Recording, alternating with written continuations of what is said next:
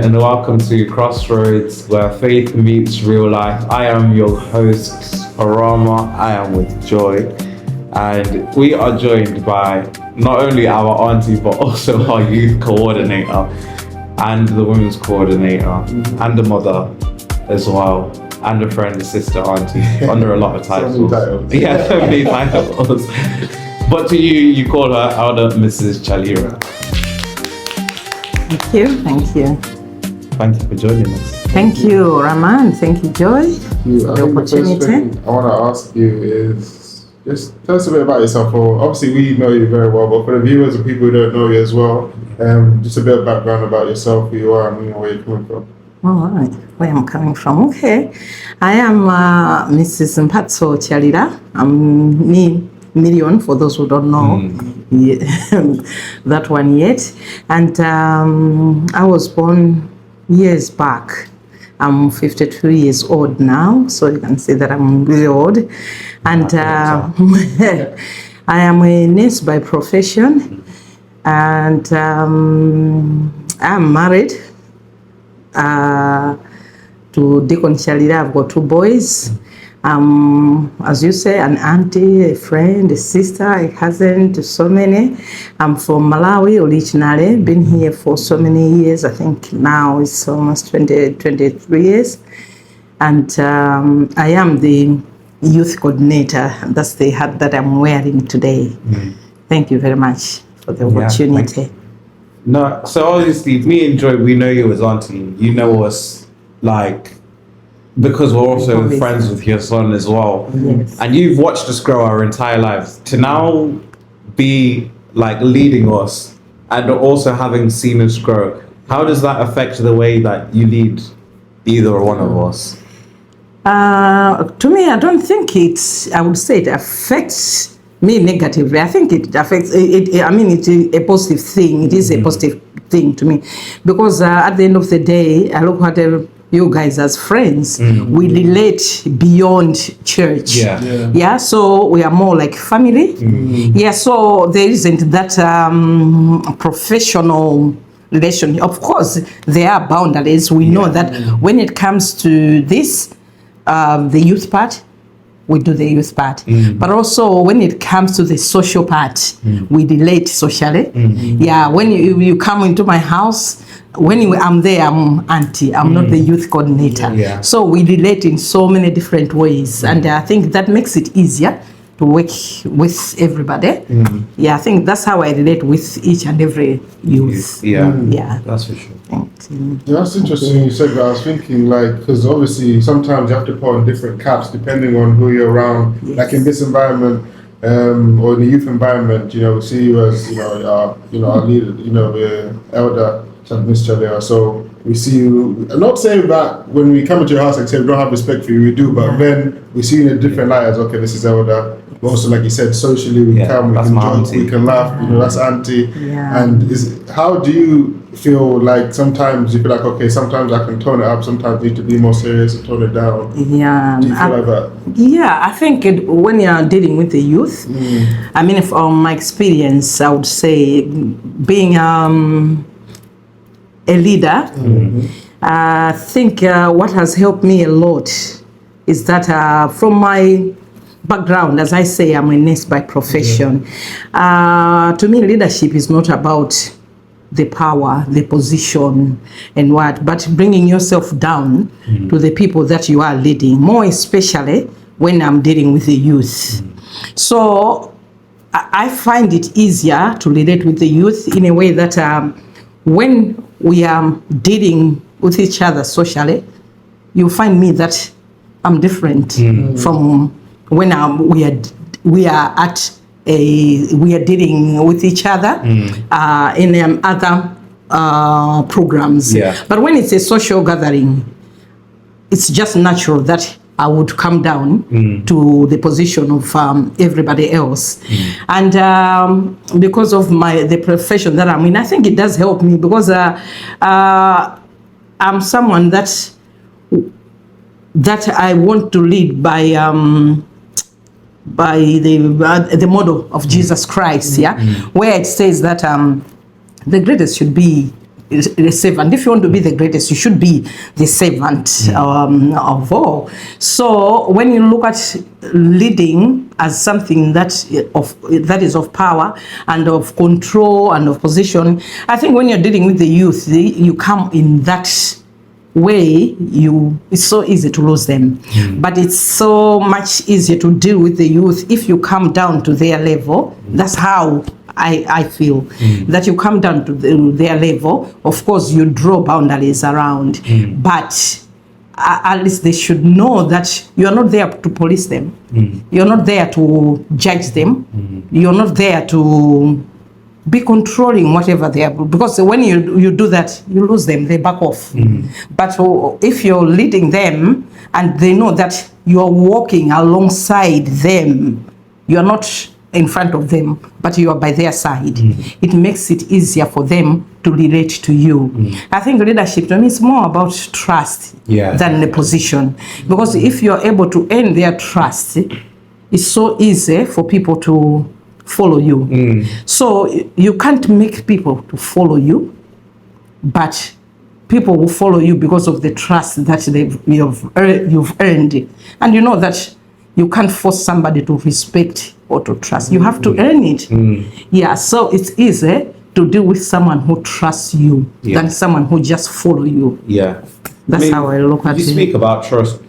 As well as being a leader, you're also led by somebody else. You know, you have a bishop who is the leader of the eldership. Yes. How do you find that, like, because you're at both ends of the spectrum. At one end you're leading, and at the other end you're also being led. Yes. How do you find the other side of that, of being led by somebody else? You know, leadership is an honorable position. Yeah, the Bible says that leadership comes from God Himself. So, for you to be led, for you to lead, you have to first be a follower. Because there is no way you can just lead if you don't know how to follow. So, if God takes you at a place of leadership, that means there was a time that you were able to follow. Yeah, so we are so blessed at the position where we are, like in Calvary Family Church, especially here in the UK, because of these positions, these leadership positions that we have. We are so much exposed to our leaders. We relate so much with our leaders. We learn so much from them. Yeah, I can tell you that where I'm coming from, there was no way you would say that I would stand in front and speak to somebody or be able to lead. I think it's just something that as time goes by, as we have been following, you see that there's some things that some characters that you have developed whilst you were following, and that are now have become outstanding in you, and now people trust you that you can be able to lead others. Yeah. Do you feel that there's been times where some people are being critical of your leadership, like you've made decisions and some people may not agree with it, and how do you handle that if you feel like not everybody, because I know in times not everyone's going to agree with everything you may say, but how do you handle that criticism? I know that comes with being in a leadership position. I think the best way that to deal with something like that is just accepting that you're not perfect. Yeah, you don't know it all. There's nobody who knows everything. Yeah. So, for example, if we are in a group of like, for example, the executive, I've got the youth executive, the youth leadership. In there, I know that there's so many talents, so many gifts. There's some people who are so much better at some things that I'm not, much as I am the leader. So it's just a matter of being able to complement each other. So if you've come up with a decision or a suggestion and somebody is not happy with it, as a good leader, you have to sit back and reflect on it and be able to take to accept to be criticized, because that's what will make you grow. Because if you are somebody that you cannot move, once you make a decision, you don't want anybody to come and have their input. It means people will just be following you, but they will not. You just have a passive or passive followers who will just be following him for the sake of following you, but you lost them a long time back. You are on your own. Yeah. You're just making decisions. They are just following you. That kind of leadership is not good. But you want to be at a place where everybody is embracing. Everybody is there it's given a chance to show their giftings, their talents, or what. So when I'm like, for example, when I'm dealing with the youth, I love to see them taking lead. For example, with the executive, I love to see them, not just because I'm coordinating them, then I should be the spotlight, no. But when we have programs, I want to see them leading. I want to see them, yes, I'm there to help them, to guide them in some ways, but they should be able to make decisions and let their giftings come out. Yeah. And because their practice makes perfect, the more they do it, the better they get. But if I just everything that I wanted done in my own way, then we are not going to move. We are not going to progress. And because things are changing every day. Yeah. People are learning new things every day. Yeah. I should also learn from those that I'm leading. Yeah. Because I know there are people who are so much gifted Of course. in so many areas. I mean, speaking on the youth executive, you manage, I want to say how many of us is in there, about 7, 8 of us, but you manage 7 and 8 different personalities. You have watched, especially me and Joy, like grow from when we were young. To see that, but then now, you know, you're raising the young leaders. What do you look for in us? Because you know, as much as like me and Joy can be friends, we're also very different in our characteristics. I can be very fiery out there, and I might not hesitate to voice my opinions. And yeah, Joy is a lot more like quieter. So how do you manage like different personalities like that, and what do you expect from us as like young leaders? What do you want to see from us? I think it's being able to use a person at the right time, because like when I'm dealing with the youth executive, if there is an assignment, this is a project that we have to do, there's something that we have to do, I know that if it's something that needs pushing, I need to use Orama because of his character. If there's something that needs pacifying, something that, well, it needs to be, you have to be gentle with people. I'll also look for someone who can fit in. For example, as you say, Joy may come out a bit quieter, a bit softer. So it just depends on what we are doing at that particular time. There are times that you need to use that somebody, that needs to go fair with the people in order to make things move. But there are also sometimes that you have to be gentle according to the situation that you are in. So it's a matter of recognizing the strengths of people and using them according to the situation that you have at that particular time. And then the second part of that is just like, what do you expect now, especially from me and Joy, in terms of being leaders for the other youth, and not even just in youth, in Joy's workplace, with me with the Wrong Club? How do you want us to lead? Yeah, I mean, when you are a leader anywhere else, you are put on a spotlight, whether you like it or not, because everybody's eyes is on you. So to me, when I'm looking at the youth executive, there are some things. I'll refer to the Bible, Paul and Timothy. When Paul was leading Timothy, 1 Timothy 4 verse 12, it says, let no one despise your youth, but be an example in word, in conduct, love, spirit, faith, and purity. Those are the things that you look for. That if you are a leader, don't do things because the coordinator is there.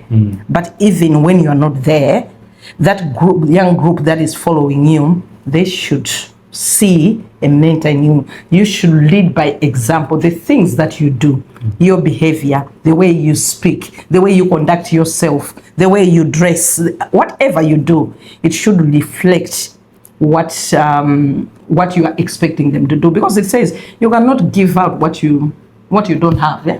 So, and you cannot demand what you yourself can't give. So if you want your followers to behave in a certain way, that means they should see you behaving in that way. So if you want the youth of Calvary Family Church Nottingham to be exemplary in their behavior, they should see it from you leaders. Yeah. If you want them to be people of influence when they are out there, they act like the salt of the earth. They should see it in you. What is it that you're giving out to them? Because as you give us, sometimes it's not about being loud, speaking it out. They should just see it in you, and they will do it. Yeah. I was gonna say, in my own life, because apart from opportunity to be a youth executive, which is giving us the opportunity of being leaders and leading the young youth as well, I know that being an older brother and being the firstborn and a man as well, I'm already kind of born into having to have leadership qualities, being a leader in my family, my community, and when I noticed that, it's like, okay, now I need to start, making sure I'm setting a good example, like you said, to people around me, to my brothers, my friends, and all that sort of things. And when did you think you was a natural born leader, or do you think you grew into certain leadership qualities as you grew? No, even before this role, but when you were younger as well. Oh wow! I mean, in my family, I'm dominated. I've got so many brothers. Yeah. But still, with them, I think I don't know what I would say, whether it's leadership or motherly or what, because even with my brothers, I still step up. A bit, not to undermine, to dim their light, no, but I just want to know that everything is okay. So, and I think I'll go back to my nursing profession as well. Sorry, because when we were training back in our training back in Malawi, when after completing the course that we are doing, automatically, with the qualifications that we are getting, you could choose to go in the government hospital. So and I did that, and automatically, without the day you start your job, you become a manager. You manage a ward. So that's what happens. I happened to work at that a very big hospital, Queen Elizabeth Central Hospital in London, and the first day that I started, I was put in managing a ward, and like of 30 beds. And at that time, there were people older than me, very experienced, very good. And I was just young, just coming out of university. But I think those qualities, as you're saying, whether it's in there, because it didn't struggle much, because probably of where I'm coming from and what, I didn't struggle much. I was able to fit in, but mostly because I came down to their level. It was not like I'm a manager here. I knew that there were people who knew better at that time than myself. People who were more experienced, who had so many skills than I had at that point in time. So it's just a matter of recognizing and humbling yourself, coming down, not think about the power or authority that you have, but come down to their level and be along with them. I think that makes it easier to lead people. Yeah, that's for sure. Would you say you're a results-based leader? Like, you want to see the fruition of your leadership? Because at the end of the day, especially with leadership, even the example of you managing a bed of 30 beds younger than, some of your peers at the time, clearly the people put you in that position because they expect results. And, especially even now when you lead the youth or lead the women, they expect that from you. They expect results. So how much does the result matter in your leadership, and would you say you're a results-based leader? Sometimes if you focus. But I should be, everybody as a leader, you want to see the end result, the fruits of what you are getting. For example, with you, the youth, I would say, I mean, like for the executive, I feel very confident. You know, that even when I'm not there, I know that you're going to deliver. Well, because of what is in you, what has been put in you, and how you do your things. So I think every leader wants to see the fruits of whatever they have invested in, because it's like an investment into, you're putting something in others so that they can also get better. You're mentoring some people so that you can see them grow. So I think without dwelling much on the result, like in figures or mathematics or what, but just seeing the little things that you can see in people coming out and standing out there. Like for example, when we have the Youth Sunday, like this year, we use some people that we've never used before, and like our conveners. I'll give as an example. It was such a joy just to see them standing out there and being able to do what they could do. And there was one who commented that I did say to them that, you know what, when we're rehearsing, to say, when you stand there, don't think about the congregation, because for them, they don't know what we have planned. They're just there to see whatever you say, they'll think that's what we've planned. So he said that when he stood there, that's what he was thinking. That's what gave him the confidence to say whatever it was that, because they don't know this is what we've done. So it's such a joy when you see that there's a result of whatever you are saying or whatever you're doing with them, you see them being able to do them. So I think every leader is happy when you see at the end of the day that whatever you've been investing in, there's a fruit coming out of it. Definitely. I think so. Definitely. Yeah. I think the other question I have to follow up on that is, do you ever feel pressure? Like in terms of like, do you ever feel like, if I don't get this right, whether it's in leadership in church or even at work, like, do you ever feel like an immense amount of pressure? How do you deal with that oftentimes? If I say that I don't feel pressured, I'll be lying to you. I think, especially where we are.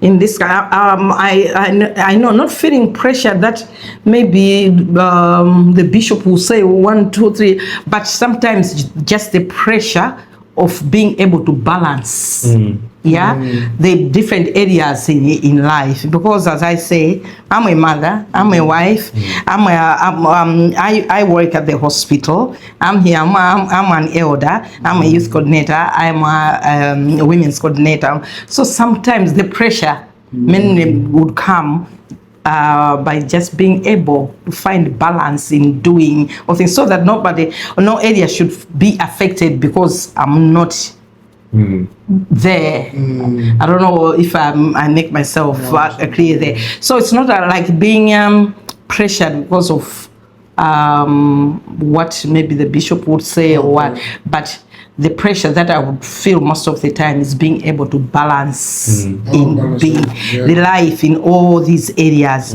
But by God's grace, I know there are some. The good thing is I've got a very good support. Because even in the youth, I don't do it all by myself. I've got a group of people.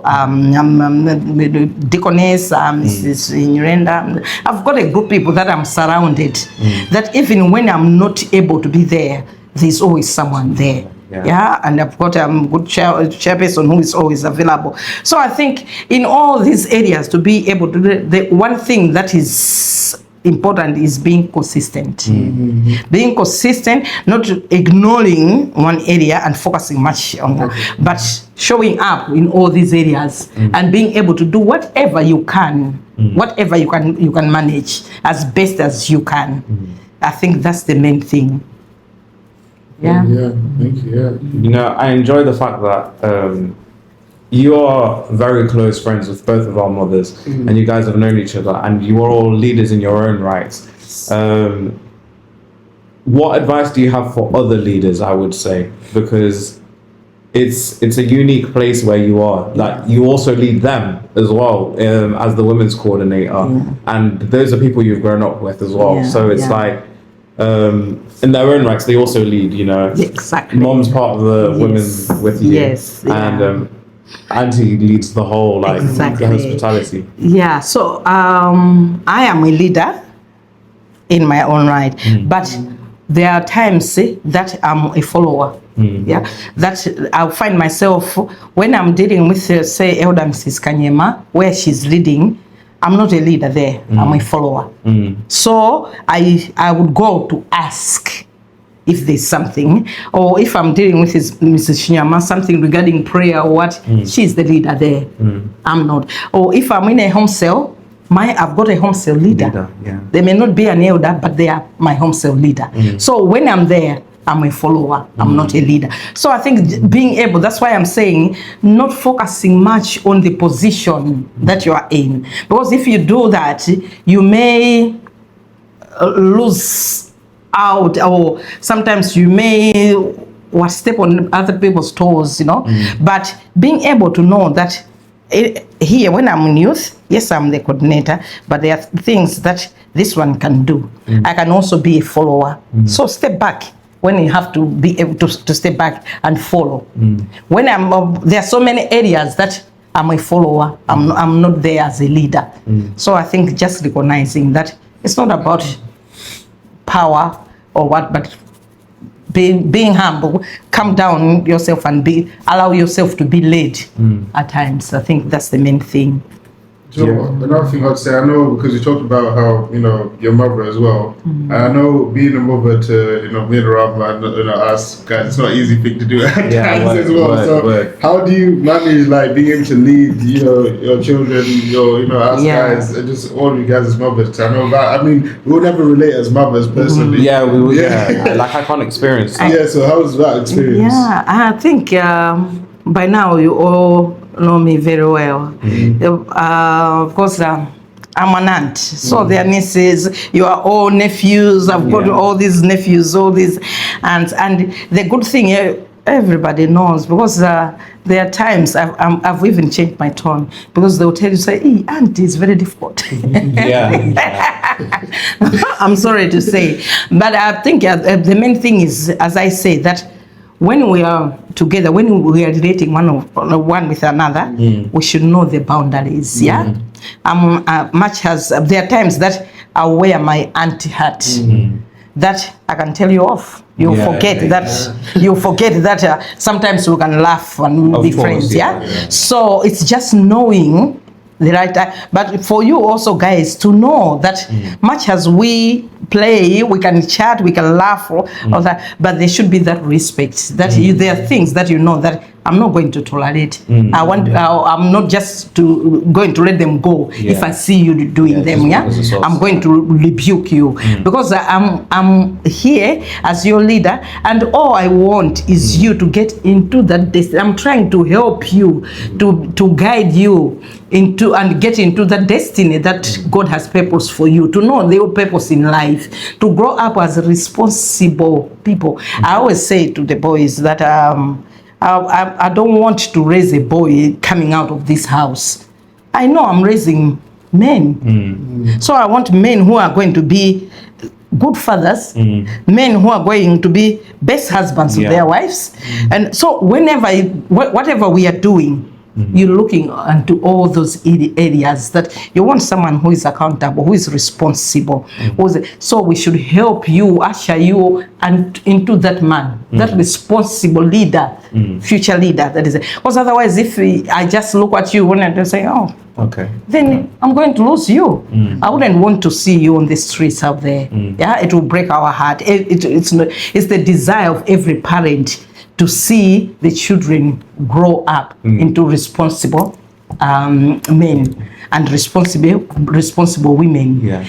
In the society, at work, you should be dependable. But you can only be that if you are guided and being mentored. I always say that you guys, when we are telling you, because we know you've never been this way. Yeah, we have. I was talking that I'm 52 years. That means I've been your age before, and I know what it is like. It's probably even worse. Sometimes maybe you forget that we've been where you are. So sometimes when you come with your taxes, you will know exactly what you're doing. Yeah, but it's just being able to know, we were talking with Bishop the other day about instruction, being able to respect the fact that we are your parents and we can advise you. We want to let you, where we see that you're going astray, we'll call you back so that you're not derailed anywhere. I think that goes into the last thing I wanted to talk about, which is conflict is an inevitable part of a leader. Yes. And being an instruction giver. Even for us in our own example, we've had conflict before. Yes. It's not pleasant, especially when you care about somebody, to have conflict, but we were able to resolve it, move past. And if anything, I would say it strengthens the relationships that you have. But as a leader, and you know, having to sometimes, if you have to tell me off, I have to understand the place that you're coming from. Yes. And likewise, if I act out, it doesn't mean I hate you all of a sudden. No, it's like I feel, oh, you've done this to me. But how do you handle conflict as a leader? You know, whatever we do, even the Bible says that whatever we do, if we do it out of love, I think love, it says that it covers a multitude of sins.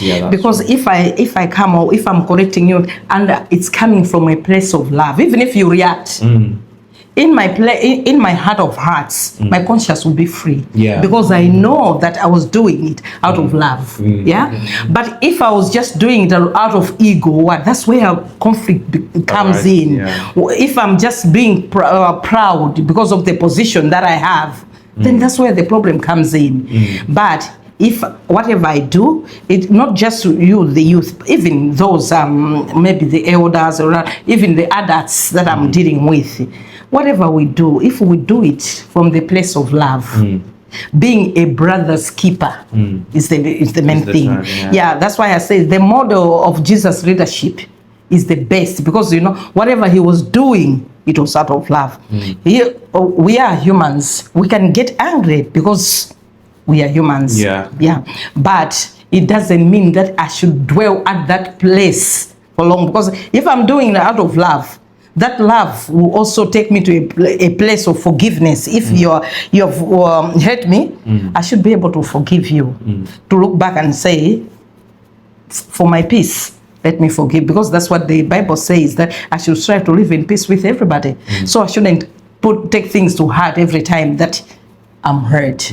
So whatever I do, as long as out of love, it means I'll have a free conscience. Even if you're angry at me or the way you come out, when I go, I know that I said that out of love. Then I'm free. Okay, thank you for that. I think that brings us to the end of our episode now. And thank you for being on the podcast today, Elder. It's been a great time. We've learned a lot. Any closing remarks? No closing remarks. Can you tell them to watch the next episode? No, I just want to thank you guys for this wonderful opportunity. I do not take it for granted at all. And it's a wonderful job that you're doing, because you're reaching out to so many out there. And I'm sure that this is just a seed that is being planted. One day we'll look back and laugh about this that you're doing. Say, now this is where we started from. Say that we should always honor these humble beginnings, because when they grow, we'll look back at it and be proud of ourselves, but also thank the Lord because of his faithfulness. We pray that this that you're doing shall grow unto that vision that you have, because there's no limit there. You can do whatever you can, through the Lord who strengthens you every day. And that's our prayer, that the Lord takes you to that place where you want to take this vision to. But thank you so very much for being wonderful leaders with the youth, but also for this great job that you're doing, and the honor that I have as a leader. I do not take it for granted. Thank you so much. Thank you. Thank you. Well, this was Crossroads episode 4. Thank you for joining us. I've been Aroma. Enjoy. And this has been Elder Mrs Chalira. Thank you. Thank you. The instructor, the first day said, this is what we call a moving coffin. already is putting fear in you. Yeah, easily. This is not okay. This is not about family. This is not about your mother, your father, your brother, your sister. This person say, we don't play games when we are doing this. If you just mess up, we can all die here. Now already, when you are going there, you already have it's a different atmosphere from where I am.